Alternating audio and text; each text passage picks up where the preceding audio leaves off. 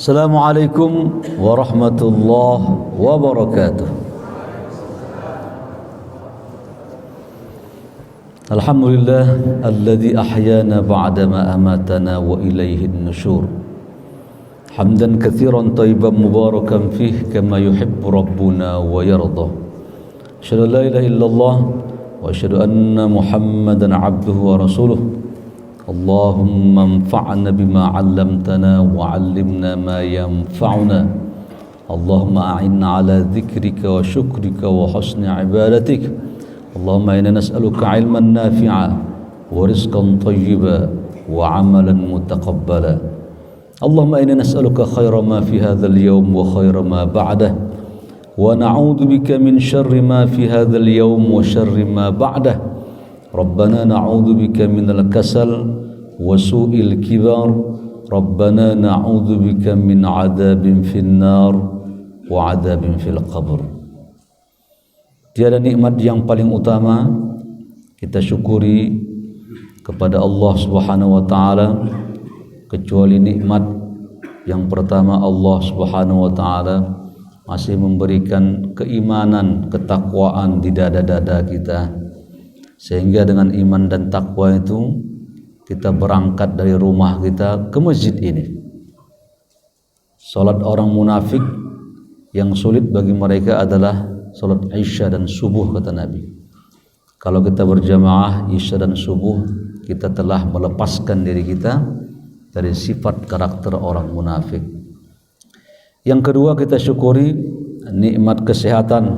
Alhamdulillah, mungkin di antara kita ada sakit-sakit itu, tapi dengan pengajian kita mohon kepada Allah, dengan berkah pengajian ini Allah angkat penyakit kita, Allah kurangi rasa sakit di badan kita.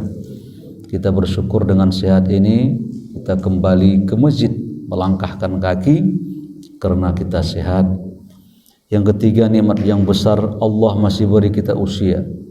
Allah belum mewafatkan kita, kita masih bisa kembali tidur, dan tidur itu termasuk wafat. Lalu Allah mengembalikan wafat kita, kita dianjurkan berdoa, alhamdulillahilladzi ahyana. Segala puji bagi Allah yang masih menghidupkan kami. Hidup disyukuri, kalau enggak hidup lewat mati berarti. Ya. Alhamdulillah, Rasulullah sallallahu alaihi wasallam bersabda, jika Allah menyukai, jika Allah ingin kebaikan kepada seseorang, maka Allah, kata Nabi, akan menolongnya. Sahabat Anas bin Malik bertanya, ya Rasul, bagaimana caranya Allah menolong seorang hamba itu? Nabi bersabda, Allah membuat ia rajin, suka beramal soleh sebelum Allah mencabut nyawanya. Alhamdulillah, mudah-mudahan kita semakin rajin ke masjid, rajin mengkaji agama, semakin panjang usia kita semakin soleh. Ini mudah-mudahan menjadi isyarat bahwa Allah menghendaki kebaikan kepada kita, dan Allah menghendaki kita wafat dalam keadaan husnul khatimah. Allahumma rzuqna bi husnul khatimah wa la takhtim alaina bi su'il khatimah. Amin ya rabbal alamin. Hari ini sebagaimana saya pandu fiqih ibadah, tema besarnya adalah akhtaul musallin, kesalahan-kesalahan orang-orang yang sholat. Rajin sholat tetap salah, rajin sholat tetap keliru. Maka perbaikan ini kita benarkan, ya, sesuai Nabi Muhammad sallallahu alaihi wasallam, karena beliau bersabda, "Shallu kama ra'aitumuni usolli." Kalian tuh kalau sholat seperti saya, kata Nabi. Ya, kakinya, tangannya, cara mengangkatnya. Dan kita tidak tahu kecuali kita harus baca hadis. Dan kita tidak tahu kecuali kalau kita rajin duduk di majelis. Ya, itulah. Dengan rajinnya kita di majelis, insyaallah kita tahu cara sholat seperti Rasulullah sallallahu alaihi wasallam, insyaallah. Yang hari ini kita bahas adalah apa hukumnya berimam kepada makmum yang masbuk. Ya, makmum terbagi dua, ada makmum muwafiq, ada makmum masbuk. Kalau makmum muwafiq berarti makmumnya dari awal start. Bapak-bapak yang ikut di saf pertama ikut dengan takbir bersama imam, berarti namanya makmum muwafiq. Ada makmum ini yang didului oleh imam karena dia telat, namanya masbuk, dari kata sabaqah, musabaqah, yang didahului oleh imam, artinya makmumnya telat. Ya, itu dua tipe makmum itu. Ada kasus di sini, ceritanya begini. Si A sholat, terlambat dia. Jadi imam, dan tiba-tiba datang orang rakaat kedua datang, atau rakaat pertama datang. Begitu dia datang, Assalamualaikum warahmatullah, Assalamualaikum warahmatullah, kata imam yang di depan. Tentu si A tadi yang terlambat satu rakaat kan naik dia ke atas. Di sampingnya ada si B. Lalu si B ini juga telat kan sama, akhirnya mundur dia. Boleh nggak itu? Pernah kejadian nggak mengalami? Tiba-tiba ada orang, kita sama-sama masbuk, tiba-tiba dia mundur karena dianggapnya dia telat juga, dia pingin jamaahnya berlangsung, jamaah utama selesai, dia pingin imam lagi, dia mundur. Nah, di sini terjadi perbedaan para ulama. Saya sebutkan yang sepakat dulu. Sepakat para ulama, jika makmumnya baru nggak masalah. Assalamualaikum, assalamualaikum, naik semuanya masbuk ini, menambah rakaat. Tiba-tiba ada yang buka pintu, habis wudhu dia, langsung dia ambil satu orang, dia sholat. Sepakat makmum yang baru begitu boleh. Kita ambil sepakat dulu ya. Kenapa baru? Dia kan belum ikut rakaat, habis wudhu. Beda sama si B, udah ikut rakaat dia. Ya. Lalu ikutlah dia makmum tadi, berjamaah dia. Itu yang sepakat ya. Kita ambil kata sepakat dulu. Ya, supaya kita nanti bisa memilah dan mengambil yang terbaik. Yang kedua, sepakat juga para ulama, khususnya yang tak menyepakati nanti mazhab Malikiyah, tapi akhirnya dia nanti menyepakati. Jadi begini, saya begini, kita ini Pak, pemahaman kita ahli sunnah wal jamaah namanya. Ya, apa? Ahli sunnah wal jamaah. Mazhab kita. Nah, jadi kalau ada mazhab yang kalau ada yang mengatakan bahwa ada pendapat boleh umpamanya perempuan satu saf sama laki-laki, ya, atau umpamanya perkataan Nabi Muhammad itu Al-Quran, itu namanya mazhab Panji Gumilang namanya. Ya, itu menyimpang sudah itu. Jadi kadang-kadang cara memahami agama ini dua saya lihat. Kalau terlalu dia kanan, langsung ekstrim, Wahabi namanya. Kalau terlalu kiri dia, terlalu langsung menyimpang dia. Nah itulah sekuler namanya. Jadi dia khitohnya menyimpang.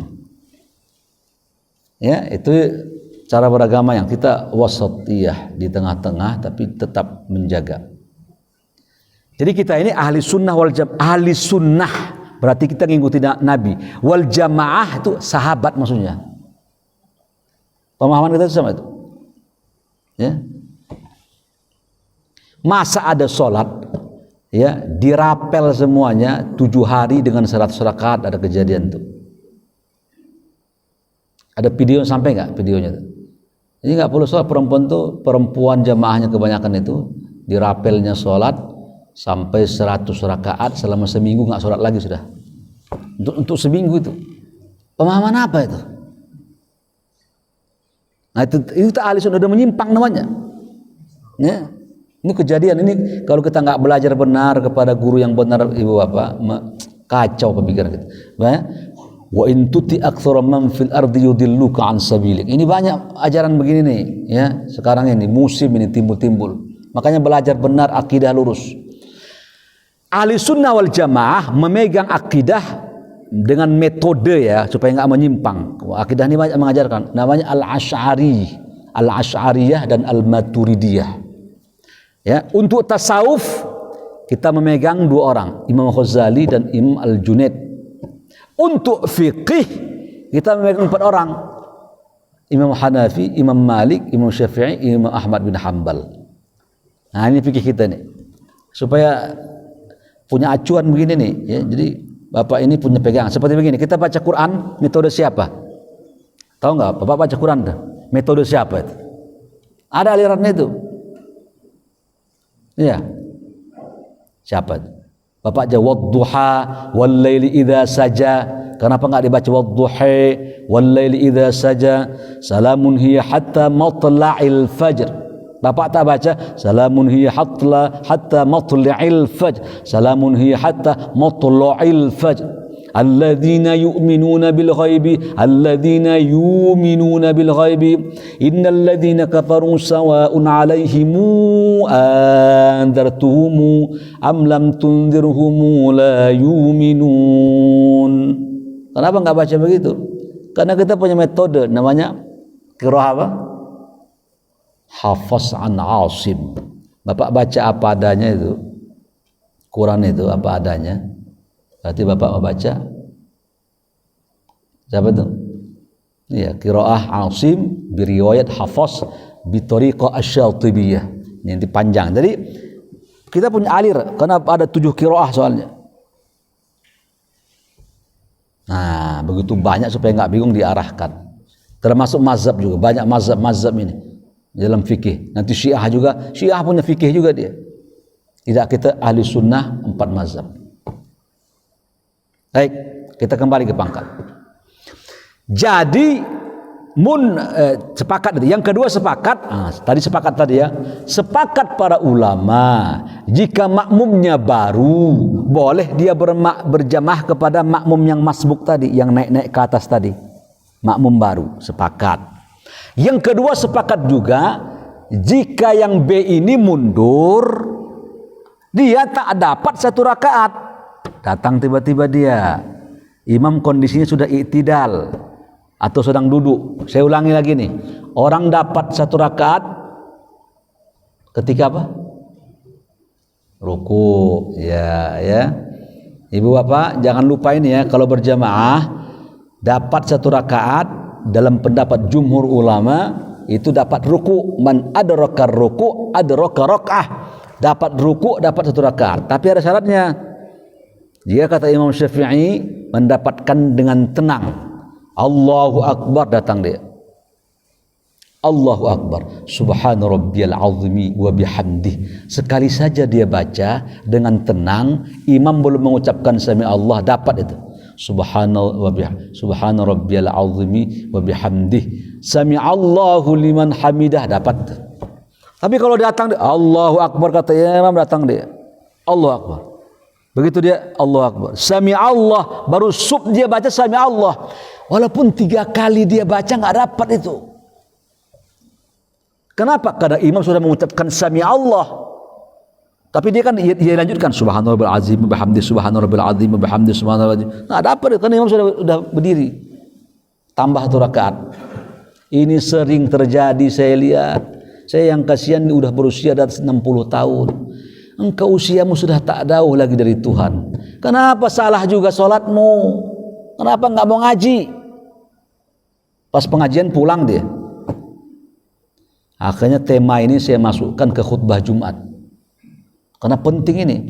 Sholatlah dia zuhur, keluar dari masjid, Allah pandang 3 rakaat zuhurnya. Tak diterimalah 3 rakaat. Karena ibadah itu diterima syaratnya 2. Pertama, ikhlas kepada Allah, ibadah itu syaratnya. Yang kedua, sesuai aturan Nabi. Tak zuhur 4 rakaat kok jadi 3, tak sesuai aturan, ditolak. Wa kullu man bi ghairi ilmin ya'malu a'maluhu mardudatun la tuqbal. Itu pesan Imam Ibn Rusdan. Setiap amal tak pakai ilmu, amal itu ditolak dan tak diterima. Nggak bisa ya, tak bisa rajin ibadah tapi bodoh. Ya, jelas ya. Bahkan jin menakuti orang alim daripada orang rajin ibadah tapi bodoh. Kerajaan Muawiyah ada orang yang kesurupan. Dipanggillah ulama besar Imam Ahmad bin Hanbal. Ada jin kemasukan jin orang. Udah ambil sendalku aja, pukulkan ke orang itu. Syekh, tapi dia pingin engkau bukan sendalmu. Sendalku ini pukulkan. Ya karena imamnya ya sudah diambilnya kan orang itu. Begitu mau dipukul, lari jin, langsung lari jin itu dari badan orang itu. Karena lihatnya itu ini sendalnya ulama besar. Ya. Jadi kualitas kita ini. Maka saya sering sampaikan di mana-mana pendapat Ilmu Qayyim, membaca Quran dengan fasih bertajwid, ya, dia tadabburi makna ayat lebih afdol daripada menghatamkan 30 juz Al-Quran.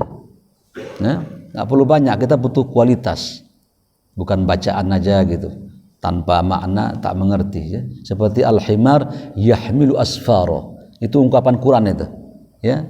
Keledai itu di atasnya itu ada kitab-kitab suci itu Quran, tapi dia tak paham ada kitab di punggungnya nih, keledai itu.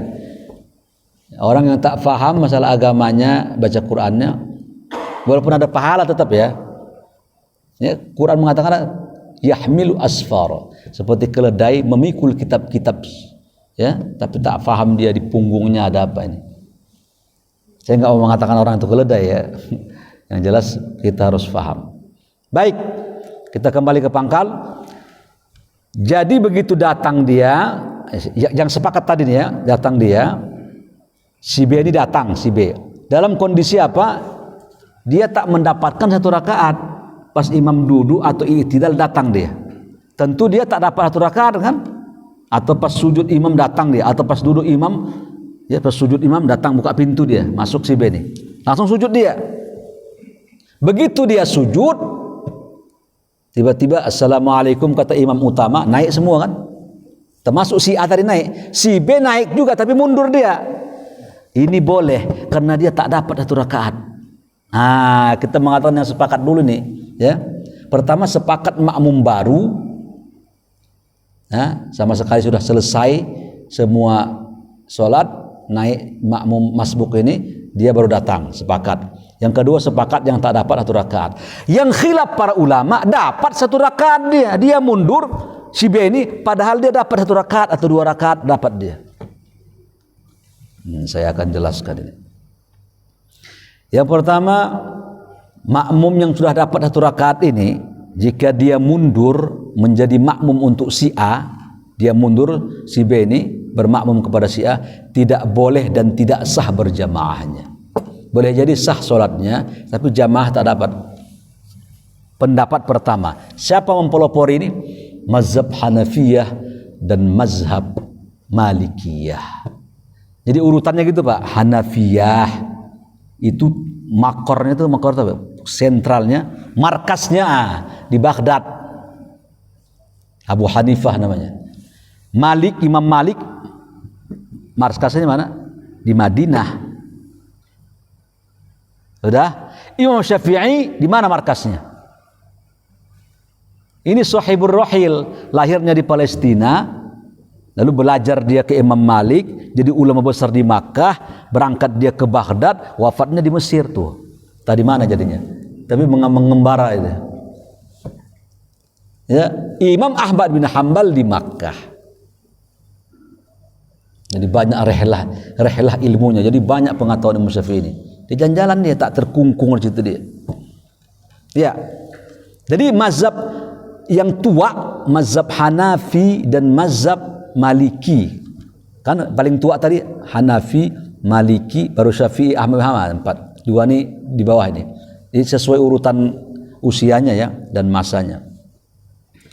Ya, jadi tak sepakat mereka itu. Apa alasannya? Alasannya begini. Nabi bersabda, "Innama ju'ilal imam liyu'tamma bih fala takhtalifu." Imam itu untuk diikuti semua perbuatannya dan jangan berbeda sama imam. Jadi seseorang itu dijadikan imam untuk diikuti. Sementara yang diikuti si B itu bukan imam, itu makmum masbuk. Nanti akan saya sebut nanti akan saya ada sedikit yang kurang pas dari mazhab ini. Tapi saya katakan dulu bahwa pendapat dia sesungguhnya imamnya selesai itu. Si A itu bukan imam, itu masbuk, dia makmum. Kenapa si B mundur menjadikan imam? Paham? Nah, itu alasan dia pertama. Makanya tak boleh kita berimam kepada makmum yang masbuk karena dia makmum. Ya. Yang kedua, Imam itu mempunyai kuasa untuk menjamin bacaan makmum. Ya. Tadi orang dapat 1 rakaat apa? 1 rakaat dapat apa? Ketika apa? Ruku. Jadi Allahu Akbar, datang dia, Allah Akbar subhana rabbil azim wa bihamdi. Sami Allah, maka Allah Akbar kabiranya atau Allah maba'idnya, Fatihahnya, ayatnya semua di cover oleh imam. Beres. Makanya Nabi mengatakan al-imamu dhamin wal muadzin mu'tamin, hadis Abu Daud. Kata Nabi, imam itu penjamin bacaan yang tak dibaca oleh si makmum, dan si muadzin adalah orang-orang yang diberi amanah. Jadi al-imamu dhamin, imam itu penjamin. Nah, jamin dia. Jadi kalau Bapak ingin tahu hadisnya ini, bahwa dia covernya semua bacaan, itu mengcover bacaan makmum. Sudah? Jadi bagaimana? Makanya itu imam, sementara dia masbuk. Si A itu masbuk, makmum dia. Dia bukan imam. Nah, itu alasannya itu. Tidak bisa dipahami itu. Ya. Pendapat ini dibantah oleh mazhab kedua. Nanti kita akan bahas. Tinggal lagi saya mengatakan. Begini Pak, solat itu, apa definisi solat itu? Sebuah ibadah muftatahatun bit takbiri wa muhtamatun bit taslimi. Salat itu adalah sebuah ibadah dibuka dengan takbir, ditutup dengan salam. Jelas? Itulah ibadah itu. Ya, jadi jika ada orang mengatakan bid'ah usolli fardhu, kan Nabi tak mengajari. Jangan langsung, sebab dia bukan mengganggu salat. Usolli itu di luar salat. Allah baru salat namanya. Usolli fardhu itu kan di luar sholat. Di luar itu mau ngapain terserah aktivitasnya. Nah, ditutup dengan salam. Nah, mazhab pertama menganggap, padahal begini Pak, orang itu jika sudah salam imam, selesai sudah itu. Imam itu kalau dia sudah salam, ya, assalamualaikum, sudah kelar sholat, maka orang yang naik ke atas tadi bukan kategori makmum lagi dia. Dia sudah menjadi munfarid. Udah dianggap orang sholat sendirian dia itu. Bukan kesalahan ya, nggak pas kalau kita akan menyalahkan ulama mazhab. Hal yang kurang pas dari mazhab pertama ini, dia masih punya anggapan bahwa ketika dia salam tadi si imam, dianggapnya itu masih makmum terikat. Bukan. Begitu sudah salam si imam, itu bukan makmum lagi sudah. Dia sudah munfarid. Ya, lawan munfarid itu adalah jamaah ya. Jamaah itu ya berjamaah, munfarid sendirian. Bisa dipahami? Ini agak berpikir sedikit, nggak apa-apa. Ya, itu ada pesan Pak Quraish Shihab. Ya, orang supaya nggak pikun itu harus berpikir gitu. Jangan ya nanti jadi pikun, stres dia. Ya. Makanya Mahathir Muhammad umurnya 95 atau 96. Pesan emaknya supaya panjang usianya 2 itu. Mak saya bilang, Mahathir kalau makan begitu terasa enak berhenti gitu. Kita kan tidak, begitu enak durian montong itu lantap terus. Ini dia kau cari nih, ya, sop iga, makin iga terus. Ya, tidak begitu enak. Soalnya udah enak doyan itu penuh, kata Nabi, seburuk-buruk bejana yang diisi oleh anak Adam perutnya itu. Syarrul al-maidah, seburuk-buruk hidangan, ya, perut. Nah, yang kedua, ini harus berpikir. Saya teringat Oma Irama ya. Karena anaknya suruh supaya berhenti aja lah ya, udah tua ayah, tinggal dakwah aja. Gak usah lagi, karena royalti ayah nyanyi itu udah banyak deh. Nanti kalau aku diam, aku tuh diam, mandang-mandang begini, tak berpikir begini itu, nanti timbul penyakit itu. Kalau berpikir dia sehat begitu, berpikir lagi menulis Bapak saya ajak berpikir nih. Ya, ini semuanya untuk kuliahan begini. Kami di kuliah ini dijelaskan apa alasan, argumentatif dong. Saya mengatakan begini pakai dalil dia supaya ngomongnya seperti orang tidak ngecap di atas podium gitu. Jangan cuma ngomong aja. Ya, mana dalilnya? Seperti yang mengatakan boleh sholat dirapel 7 hari, nggak usah. Mana dalilnya? Nggak ada kan, bingung. Boleh aja gimana? Mana dalilnya? Nggak bisa begitu. Mana dalilnya? Nanti dalilnya dibantah lagi kok dalam fikih muqarin namanya, fikih perbandingan mazhab ini agak rame nih. Itu dan kami kuliah dulu di Azhar dialami itu. Kalau nggak lulus itu karena kita fikih syariah harus matang itu. Ya, jadi itu ya. Jadi dianggapnya tadi apa tadi masa pertama itu makmum, padahal bukan makmum sudah lepas. Alasan kedua, alasan ketiga, nah ini alasan sering orang-orang yang sunnah. Karena para sahabat tak pernah melakukan. Sahabat itu assalamualaikum warahmatullahi, assalamualaikum warahmatullahi, Nabi salam, para sahabat naik semua, tak ada yang mundur, tak ada itu. Semua menyelesaikan masing-masing. Nah, lau kana khairam ma sabaquna ilaih. Andaikan itu boleh benar, tentu Nabi sudah melakukan dan para sahabat melakukan. Nah, di sini ada kajian. Apakah setiap yang Nabi tak lakukan dan sahabat tak lakukan lalu tak boleh? Nah, itu sekarang. Maka sering saya sampaikan cara beragama bukan 7 ini. Jika tidak sama dengan Nabi maka bid'ah, bukan. Tapi yang benar jika tidak sesuai dengan syariat maka bid'ah. 7 sama 7. Pokoknya syariat tak melarang, go. Selama syariat tak melarangnya. Tapi kalau syariat melarangnya baru tak boleh. Iya. Seperti ya ada 2 ustadz yang viral, saya nggak mau sebut namanya karena direkam. Ya. Pokoknya yang lebih viral lah. Ada tinggal di Bekasi juga, ada perempuan. Nanya dong Mas segala macam. Saya nama Hajjah begini. Langsung diserap. Siapa bilang hajah? Nggak boleh bilang haji. Apakah setiap kita harus pakai nama? Kita sholat budi pokoknya. Sholat guntur, sholat ini gitu. Nggak ada kan? Iya Pak Buntoro. Zakat Buntoro nggak ada kan? Puasa Buntoro nggak ada. Kenapa haji Buntoro pokoknya? Satu lagi ngomong itu. Satu lagi ada ngomong yang viral juga itu. Saya nggak mau sebut lah ya. Imam An-Nawawi mengatakan la ba'sa, tak apa-apa, boleh disebut haji itu, tak ada masalah kok. Bapak ingin percaya dengan yang di sini atau yang ulama mazhab Imam An-Nawawi itu, ulama besar mazhab Syafi'i? Enggak masalah. Haji Buntoro, Haji Budi, Haji Dadang, haji enggak masalah. Ya? Dan orang-orang itu haji sapaan itu. Karena dalil dia, Nabi Muhammad tak disebut Haji Muhammad, Haji Abu Bakar. Nah, pertanyaannya, apakah setiap yang tak dilakukan oleh para sahabat, tak dilakukan Nabi lalu tak boleh? Belum tentu. Banyak yang sahabat tak lakukan, kita lakukan menjadi boleh dia. Kenapa? Hajat kita terhadap hal itu. Dulu sebelum ada lampu, bagaimana orang caranya memanggil orang azan? Bagaimana caranya? Teriaklah, rumah itu kan jauh-jauh rumah. Tahun 50-an, 40-an, jauh-jauh. Caranya bagaimana? Pakai api, nyalain supaya tahu terang waktu sholat datang. Kayak Majusi, trompet kayak Yahudi, lonceng kayak Nasrani. Wali Songo bijak, dibuatlah beduk gitu. Bung sekali hantam itu kedengaran di hutan-hutan itu. Tak dung. Orang ke masjid sudah kumpul baru azan. Allahu Akbar, Allahu Akbar. Itu menjadi boleh karena dia mengantar orang untuk masuk waktu.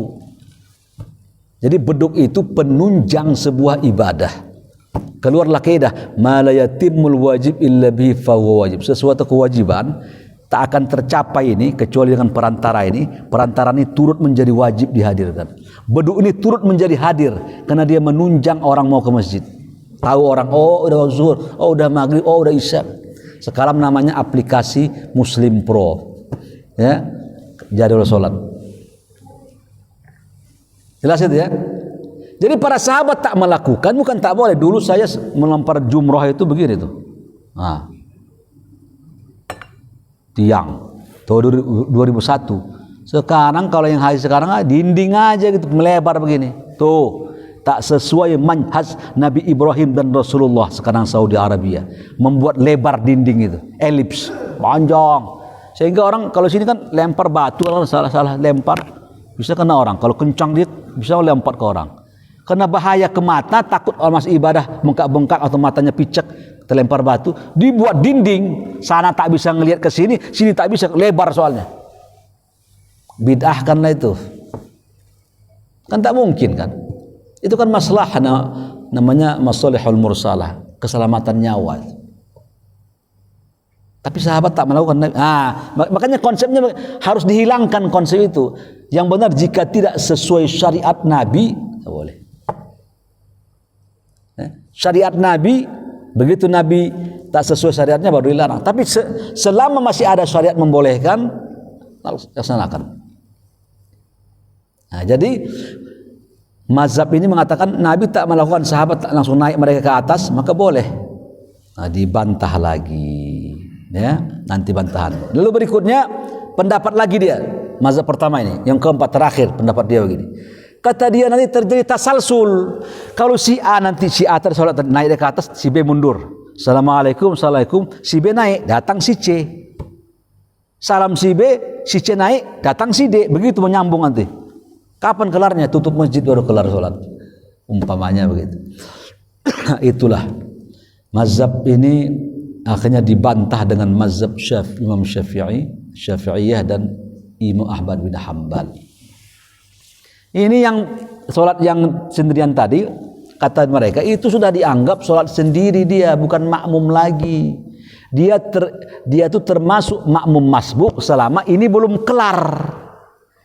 Ya, kalau imam sudah kelar, udah salam, itu tak masbuk lagi, itu sudah munfarid namanya. Apa dalilnya? Boleh nggak kita sholat sendirian, tiba-tiba datang orang, kita ubah niat kita menjadi imam? Boleh tidak?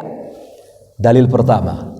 Satu ketika kata Ibnu Abbas, aku tidur di rumah bibiku. Bibinya namanya Maimunah. Ada namanya Maimunah sini enggak? Maisarah? Juleha. Jadi begitu begitu Ibnu Abbas Maimunah. Ibnu Abbas nginap, Maimunah ini istri Nabi. Berarti Ibnu Abbas nginap di mana? Di rumah istri Nabi. Kebetulan istri Nabi itu Maimunah, bibinya Ibnu Abbas. Begitu tengah malam Nabi sholat qiyamul lail kan. Jadi perilaku Nabi itu Pak, tak suka ngobrol habis isya, tidur dia.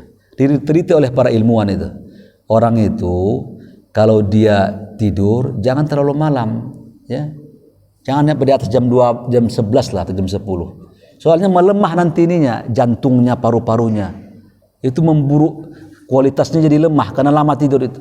Harus cepat tidur. Jadi ternyata hadis Nabi itu, perilaku Nabi itu ditemukan oleh para ilmuwan. Memang tak boleh lama-lama tidur. Melemah jantung itu melemah, tak bagus kualitasnya. Itu merusak sistem tubuh nanti. Karena jantung itu adalah presidennya tubuh kita. Berhenti dia berdenyut, lewat kita. Ya, ada. Nah, jadi begitu Ibnu Abbas sholat, langsung mepet dia, mepet. Karena Nabi sholat sendirian kan, mepet dia langsung. Tapi Ibnu Abbas salah posisinya di kiri, dipindahkan Nabi pegang kupingnya. Waktu itu anak-anak dia taruh ke kanan. Andaikan tak boleh nimbrung sholat kepada orang sendirian, tentu Nabi tolak Ibnu Abbas ini. Kenapa? Karena tadi maksiat tadi udah dianggap dia bukan makmum lagi, munfarid. Apa hukumnya berjamaah sama munfarid? Boleh, karena Nabi membiarkan Ibnu Abbas, cuman menggesernya aja karena posisinya salah. Satu dalilnya. Dalil yang kedua, Imam Anas bin Malik. Satu ketika ini nanti menjadi dalil, kalau Bapak ingin tahu nanti dalil tentang taraweh ini. Selama ini orang mengambil dalil taraweh dari siapa? Umar bin Khattab. Dia yang memviralkan. Jadi yang memviralkan taraweh secara massal itu Umar bin Khattab. Tapi kisi-kisinya sebenarnya Nabi sudah lakukan itu. Ya. Esensinya sudah, tapi nama taraweh tak ada. Tapi esensinya sudah Nabi lakukan. Bagaimana itu? Malam Ramadan habis Isya Nabi Muhammad salat sunat. Begitu salat sunat kata Anas bin Malik, kemudian aku mendempet. Ya. Kemudian aku dekat kepada Anas bin Malik. Ya. Sudah, begitu aku dekat kepada Saya dekat ke Nabi maksudnya ya. Anas bin Malik dekat ke Nabi. Tiba-tiba datang lain lagi, satu orang dempet lagi. Tiba-tiba datang lain, datang lagi, datang 5, 6, 7, tiba-tiba rohtun. Hadis itu menjelaskan rohtun. Rohtun itu artinya apa Ibu? Rohtun? Rohtun itu artinya adalah satu kelompok. Ya Bu? Hah? Satu kelompok itu apa itu? Satu jamaah. Terbentuklah satu kelompok. Begitu satu kelompok, Nabi kan sholat sendirian tuh suka ayatnya panjang-panjang, Pak. Al-Baqarah bisa 1 rakaat atau setengahnya. Bayangkan itu. Ya. Begitu Nabi Muhammad merasa ada yang ikut di belakang, hadis itu fatajawwaza. Nabi memendekkan bacaannya. Karena sholat kalau sudah berjamaah tak boleh bacaan terlalu lama-lama. Tak boleh panjang-panjang. Ya, begitu Nabi merasa sudah banyak jamaah, Nabi biarkan itu. Ah itu kan esensi tarawih itu. Salat qiyamul lail. Lalu sahabat pun mengikuti Nabi Rasulullah sallallahu. Itulah dalil mereka bahwa orang sendirian boleh kita ikuti jadi jamaah. Nah, itu ya. Bisa dilihat cara pandangnya. Tapi ada kunci terakhir nanti dari dua ulama Saudi Arabia. Namanya Syekh Muhammad bin Shalih Al-Utsaimin dan Syekh bin Baz. Ulama Saudi ini mengatakan ini bukan salah sama benar, tapi yang terbaik katanya menyelesaikan masing-masing. Jadi kalau si B tadi mundur gimana Pak? Nggak masalah, tapi yang terbaik menyelesaikan masing-masing saja sesuai perilaku para sahabat. Gitu ya. Jadi itulah petunjuknya yang dibuat oleh Rasulullah sallallahu alaihi wasallam untuk menjelaskan kasus ini. Ya, saya pikir sampai sini dulu. Saya buka tanya jawab. Nah, waktunya lebih panjang ini untuk tanya jawab. Baik, siapa yang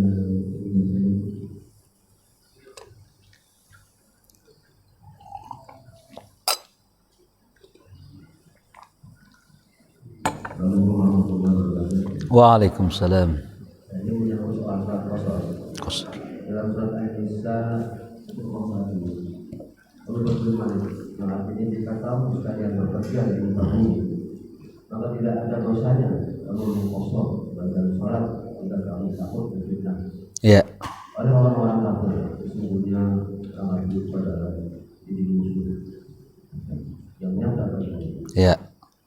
Kita sering mendapati dalam perjalanan sholat-sholat yang dilakukan oleh jamaah kita atau orang muslim di tempat itu tidak melakukan sholat secara berjamaah, munfarid. Sekian orang semuanya munfarid. Apakah tidak bisa dilakukan sholat berjamaah kita mengkosor? Satu, kedua, apabila dalam sholat yang dikosongkan tadi secara berjamaah, kemudian ada jamaah setempat mengikuti sholat kita. Karena kita kan dua asal digabungkan, disingkatkan. Kemudian mereka, apakah mereka meneruskan sholat itu berjamaah dengan sholat kosong, ataukah mereka harus keluar dari sholat kosong? Karena niat mereka kan sholat berjamaah secara normal. Tiba-tiba yang diikuti ini orang yang musafir ya. Ya, musafir. Yang ketiga, nanti ingatkan ya, takut lupa saya. Nanti melakukan sholat di perjalanan, kecuali sholat sunnah itu tidak menghadap kiblat. Dan kemudian ketika sholat fardu beliau turun dari puncaknya untuk sholat fardu menghadap kiblat. Nah, untuk mengetahui ini gimana Ustaz? Mohon penjelasan dari 3 hal yang saya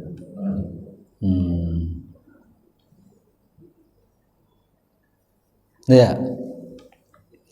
Tadi ayat 101 An-Nisa, wa idza darabtum fil ardi falaysa 'alaikum junahun an taqsuru minas shalah. Jika kalian melakukan perjalanan musafir, maka dibolehkan orang mengqasar salat. Ya. Lalu bagaimana musafir itu berapa lama? Kalau jaraknya dalam mazhab Syafi'i sekitar 80 kilo lebih kurang ya. 85 kilo baru dianggap musafir. Maka haknya qasar itu ketika musafir. Qasar itu memendekkan Pak ya. Ada jamak, ada qasar. Kalau qasar itu haknya ketika musafir. Kalau Bapak mukim, jamak saja yang boleh. Orang sakit jamak saja. Hujan lebat boleh dia menjamak. Nabi Muhammad pernah dia menjamak di Madinah, tak terjadi apa-apa. Ya. Kenapa dijamak? Sesekali kata Nabi, untuk memudahkan umatku. Ada apa? Kehajat, ada keperluan, jamak. Kita di Jakarta ini tak sampai 80, tapi karena macet, jamak. Nah, kalau qasar, haknya musafir. Musafir itu ada kategorinya kan? Nah, bagaimana itu? Rasul bersabda, "Innallaha tabaraka wa ta'ala yuhibbu an tu'ta ar-rukhsah." Allah itu suka jika hambanya itu mengambil keringanannya. Ya, kama yakrahu ayyuta ma'siyah, sebagaimana Allah kesulitan, kakinya bertekuk 3 jam, 4 jam. Ya, letih, capek, ya, bajunya terlipat, dia gitu, tak bisa keluar, macet umpamanya. Nah, makanya itu diambil. Tapi kalau dia tadi saya bilang normal ya nggak masalah kata para ulama. Tapi ini ranahnya bukan salah sama benar, tapi afdolan mana. Satu. Yang kedua, lupa saya nih. Apa tadi itu? Ketika sholat suatu masjid, kemudian ada masbuk setempat. Qasar. Oh iya ya, dia sempurna ya. Baik ya. Dalam kitab Fatawa Atiyah Sokor itu ada penjelasan, jika ada orang berjamaah sama kita, jangan dia didorong. Saya dia zuhur Pak, dia zuhur, nggak masalah. Kata para ulama, walaupun beda niat atau beda sholatnya nggak masalah. Ya, atau beda niat, dia niatnya asar, tiba-tiba kita orang mengqadha zuhur, nggak masalah. Ya, itu sepakati para lihat dalam Fatawa Syekh Atiyah Sokor, ini ulama, ketua ulama Azhar dulu. Ya, jadi itu boleh. Seseorang termasuk musafir tadi, tiba-tiba orang nggak tahu kan musafir dia, begitu dia assalamualaikum, naik aja dia orang yang mukim tadi, tambah 2 aja, itu ya. Makanya kata Syekh Al-Hilali, kalau kita ini terbalik ya, kalau kita musafir kita harus mengikuti orang mukim itu salatnya. Zuhur dia 4 rakaat sudah. Nanti begitu saya pengen menjamak Pak sama asar, ya sudah mundur, habis zuhur nanti selesai 4 rakaat, dia mundur sama teman-temannya laksanakan 2 rakaat asar. Begitu kita, jangan buat jamaah-jamaah sendiri. Fleksibel, ikuti satu jamaah, karena ada larangan membuat 2 jamaah dalam satu masjid. Nah, jadi ketika selesai ikuti aja. Atau kata Syekh Al-Hilali begini, kita tunggu 2 rakaat. Begitu 2 rakaat sudah orang mukimin ini sholat, mukim yang tinggal di tempat itu, naik dia mau ketiga, baru masuk kita. 2. Yang ketiga caranya adalah kita menyelesaikan mereka. Tapi yang utama, sholatlah bersama mukimin itu 4 rakaat. Ya, jadi gitu. Termasuk tadi, kalau tadi orang mukim lihat orang semusafir, dia boleh menambah 2 rakaat. Gak ada masalah. Sholatnya sah, insya Allah, berjamaahnya sah. Yang ketiga, nah. Oh ya sudah, lihat kendaraan. Oh gitu. Ketika kita naik kereta api ke arah timur, Surabaya. Kita tidak menjalankan sholat subuh dan asar. Kita lakukan sholat asar di kereta api, karena itu perjalanan. Iya. Untuk mengambilkan harus turun dulu. Oh iya. Baik, betul. Jadi Nabi Muhammad itu, ini sudah pernah saya sampaikan. Nabi Muhammad itu Pak, ya, tidak ditemukan kalau sholat wajib, di kendaraan dia. Ya, rata-rata Nabi sholat di kendaraan itu sholat sunnah, witir. Ya, dalam kitab Al-Mughni Ibnu Qudamah nanti ada itu penjelasan. Ya, witir, duha. Kalau dia tengah malam mungkin tahajud di kendaraan sampai jalan. Cuman itu aja. Begitu sholat wajib, jadi diarahkan Nabi Muhammad diarahkannya onta dulu ke arah kiblat. Setelah itu sholat di takbir, nanti ontanya kemana-mana itu, nggak masalah. Ya. Tapi begitu sholat wajib, Nabi tidak turun dari onta, ditambatnya ontanya, dia sholat ke arah kiblat shuttle, ibaratnya nggak berubah-berubah. Ya, baik, kiblatnya tak berubah-berubah. Pertanyaannya sekarang begini. Karena Nabi di daratan gampang melakukan. Ceritanya begini, ketika saya haji umroh dari Madinah ini, dari Jakarta ini, berangkatlah saya. Pulangnya waktu itu ya. Saya kan biasanya haji umroh dari Mesir ya. Baru kali itu saya yang berangkat, ternyata lama perjalanan, maghrib di atas, isya di atas, saya jamak. Subuh nanti di bawah. Ternyata subuh masih di atas juga. Jadi begini, seharusnya kita sholat itu begini. Nabi Muhammad itu sholat ya, kalau dia berangkat sebelum zuhur, Nabi berniat, Nabi musafir ya. Kalau berangkat Nabi sebelum zuhur, Nabi berniat, nanti sholat zuhurnya kulaksanakan di asar. Kalau Nabi berangkat dia waktunya zuhur di Madinah, Nabi tarik asarnya di Masjid Nabawi. Begitu, diprediksikan gitu. Nah, ceritanya ini sholat tak bisa, semua di atas kendaraan, naik kereta api, zuhur di atas, asar di atas, maghrib di atas. Bagaimana turun? Darurat. Kiblatnya pun tak bisa mengatur gitu. Bagaimana caranya? Maka kata para ulama, kalau sudah semua sholat itu tak bisa dilaksanakan, maka hendaknya dia melaksanakan di atas kendaraan sholat itu dengan dijamaknya dalam situasi dia begitu. Ya sudah, dia jamak antara zuhur sama asarnya. Bagaimana turun? Kan tak bisa turun. Ya. Nah, jadi caranya begitu. Maghrib dan isya dia jamak tanpa turun di kendaraan kereta apinya. Karena dia masyaqqah, dia tak bisa berbuat. Itu kereta api bukan punya dia, punya Jokowi, ya, punya Presiden. Jadi caranya bagaimana? Laksanakan semua darurat kondisi. Nah, kalau tak bisa kita laksanakan, kalau bisa kita laksanakan, kita turun itu. Ya. Nah, karena nggak bisa, seperti Nabi Muhammad kan dia bisa turun dia ke daratan, kiblatnya mengarah satu, tak berubah-berubah. Nah, jadi kondisi seperti itu membuat seseorang boleh dia melaksanakan semua sholat itu di atas. Makanya Bapak begini, jangan dulu seseorang itu kalau dapat jamak, umpamanya dari Medan dia jam, itu kan 2 jam, ya, 2 jam. Jam 11 dia berangkat, jam 12 masih di atas, jam 1 sampai di Cengkareng kan. Ada. Jangan dia sholat menjamak di atas. Kenapa? Karena dia dapat nanti turun masih dapat zuhur kok dia. Ada orang begitu, ada waktu sholat nih di jamaknya sholat.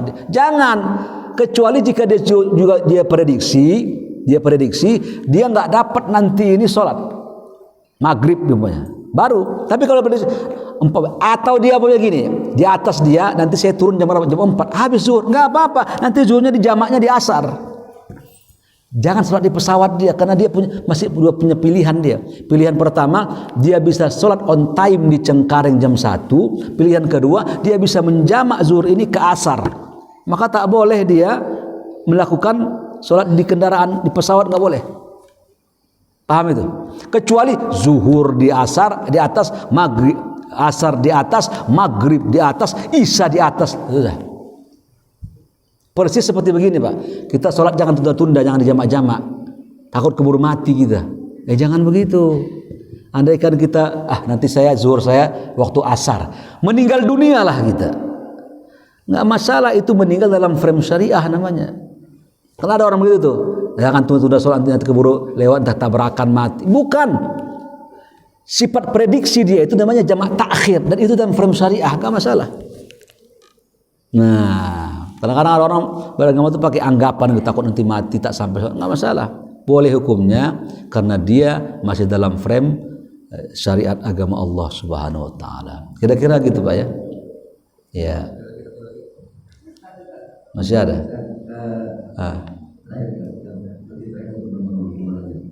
Ketika sholat Kosor. dilakukan di asar, dilakukan di asar. kemudian waktu asar pun masih ada di sana, waktu asar masih ada. Apakah tetap kita kosong atau gimana? Iya. Kosong itu sifatnya. Jadi dia sudah jamak ya. Dia sudah jamak asarnya di zuhur gitu ya. Tiba-tiba pas ke sana masih ada waktu ini. Dia dua pilihan. Pilihan pertama, dia tidak usah lagi sholat karena sudah dilaksanakannya. Pilihan kedua, kalau dia tatawu itu berlapang-lapang, sholat lagi lah, fala ba'sa alaih, nggak apa-apa, ya, bersenang-senang namanya. Makanya jika seseorang dia menambah-nambah seperti begini, kita sholat, begitu kita sholat salam berjamaah, tiba-tiba begitu kita lihat ada orang celingak-celinguk gitu, cari jamaah nggak ketemu, kita menemani dia kan boleh. Padahal kita udah sholat asar itu, tapi kita temani dia supaya dia punya jamaah. Kasusnya sama begini. Jadi faman tatawwa khairan fahuwa khairul lah. Berlapang-lapang, akhirnya dia sholat lagi sampai di Bandung jam 4 ya masih ada asar. Maka dia boleh sholat lagi kalau mau. Tapi kalau dia tidak mau pun tak masalah. Jadi nanti sholat yang kedua lagi bukan kewajiban, namanya i'adah. Sholat mengulang itu dan nilainya adalah tatawwu, nambah-nambah amal. Itu ya. Silakan Pak. Dari tadi angkat tangan saya lihat.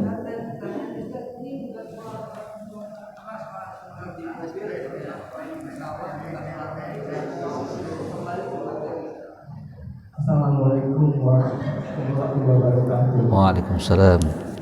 Ini pertanyaannya mengejar guru Ustaz ya. Tadi penjelasan mengenai sholat di mobil atau di pesawat itu dan menurut saya ya. Saya kembali ke tema sederhana aja yang kita sampaikan tadi. Kalau kita mau jadi makmum, datang kemudian sudah ada yang sholat. Kemudian kan barisnya ada yang makmum, yang mampu jalan, ada yang mampu berdiri.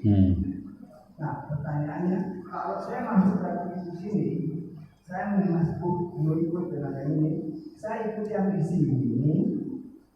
Itu jadi tenang. Kalau saya tangkap tadi, saya katakan Nabi Muhammad menjaga tempat tadi di sebelah kanan. Ya.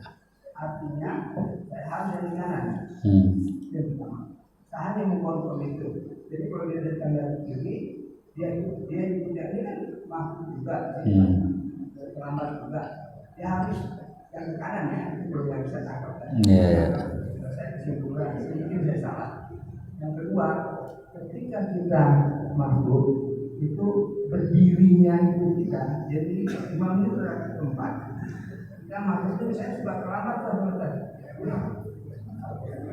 kalau mulai jauh dari kalau kita saya sering terlambat kemudian ikut saya masih bagian berada tempat berdirinya saya untuk melanjutkan sholat yang kurang tadi setelah sebelum assalamualaikum imam sampaikan atau sesudahnya itu yang kedua. Yang mulai terus kemudian ketiga bahwa kalau kita membaca Al-Quran kita jangan memotong ayat itu di tengah-tengah atau di tempat yang bisa dipakai. Saya nggak mau kasih contohnya itu jadi memotong ayat itu harus pada tempatnya. Jadi kan saya potong ini memang tidak saya potong. Ini saya potong. Kejadian ini ketika saya makmum, kan saya makmum tidak makmum. Imam membaca itu semua membaca Al-Fatihah kan? Dan disir, jadi tidak disir kan? Kita baru baca dia ruku ya. Ya. Dan saya mau tahu ayat itu di mana?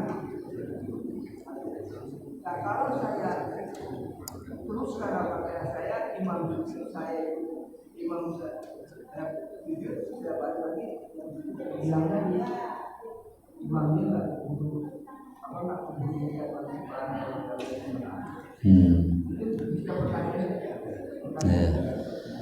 Yang pertama, begitu kita berjamaah, kita mengambil posisi di kanan, ya datang kita.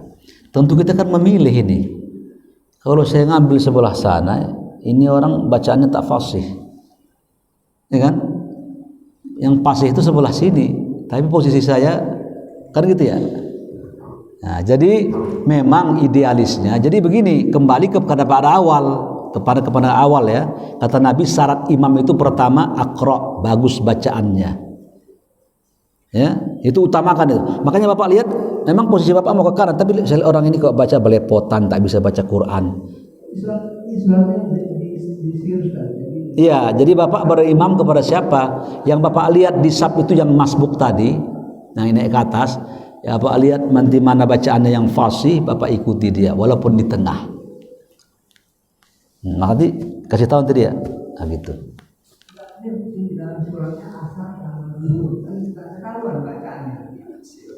Bukan, Bapak kan memilih. Bapak kan tahu nih, oh ini teman saya nih, ini jamaah sering ini. Kecuali Bapak orang luar ya, tak tahu sama sekali karena kita orang pendatang, maka Bapak pilih yang di pinggir, lebih aman. Ya.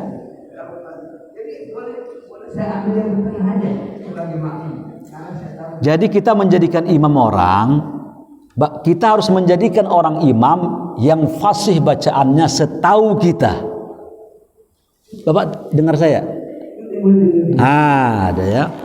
Tentu Bapak tahu itu kalau Bapak mukimin sini kan, Bapak tahu Pak ini bagus bacaannya itu. Tapi kalau Bapak pendatang ke masjid orang, Bapak kan tak tahu mana fasih bacaan sholat zuhur asar ini karena sir. Maka Bapak langsung ambil yang pinggir saja. Nah.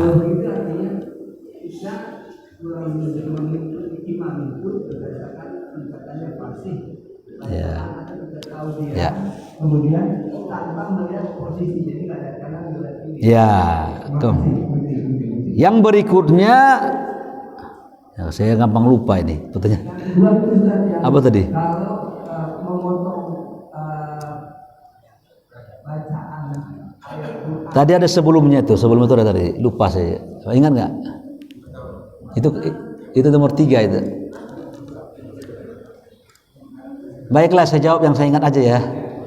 Begini Pak, jadi kalau kita berjamaah, kalau kita berjamaah, kita tak dianjurkan mentuntaskan bacaan. Iyyaka na'budu wa iyyaka nasta'in. Kita baca salat zuhur, salat sir. Allahu akbar. Udah ikuti imam. Kenapa? Dalil pertama, innama ju'ilal imam liyutamma bih. Sesungguhnya imam itu kata Nabi untuk diikuti.